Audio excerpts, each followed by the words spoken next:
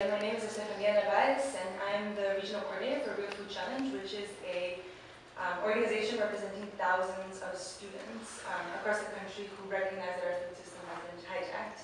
And since seafood is part of the food system, we are here because we want to ensure that fishing policy works for community-based fishermen who we believe have the highest stake in maintaining the health of our ocean, which seems to be the interest of everyone here, and therefore are uniquely positioned to steward the health of the ocean and its species. We, as Real Food Challenge, focus on the university sector because of its enormous purchasing power. Colleges and universities spend about $5 billion every year in just purchasing food. We represent over 300 universities from whom we've already gotten commitments to shift millions of dollars to sustainable and fair food. So far, we've got about $65 million pledged from universities to do that shift. And what we value, and what the universities that we represent value in sustainable seafood is traceability back to community fishermen.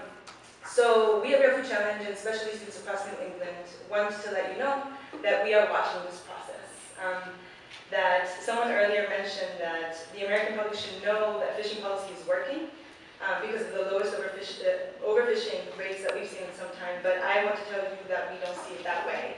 And per the last discussion we saw following the presentation from NOAA, the report that showed the heavy concentration of lending revenues, policy is not working for community-based fishermen, as increasing consolidation of the fishing industry pushes out the most knowledgeable stewards of our ocean.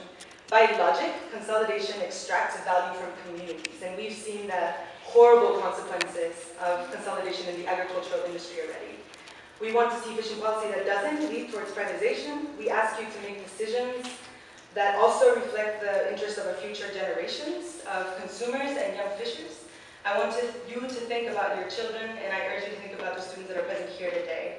And I urge you to think about long-term consequences of your actions, and that you will be held accountable and remembered for either passing policy that truly reflects the interests of the public, that means protecting community fishermen. I'll be done with this.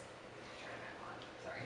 So what that means is protecting community fishermen, or you will be known for having failed us as students, failed the universities we represent and the values we hold, and failed the general public by favoring consolidation of our ocean, which should be kept as a public resource.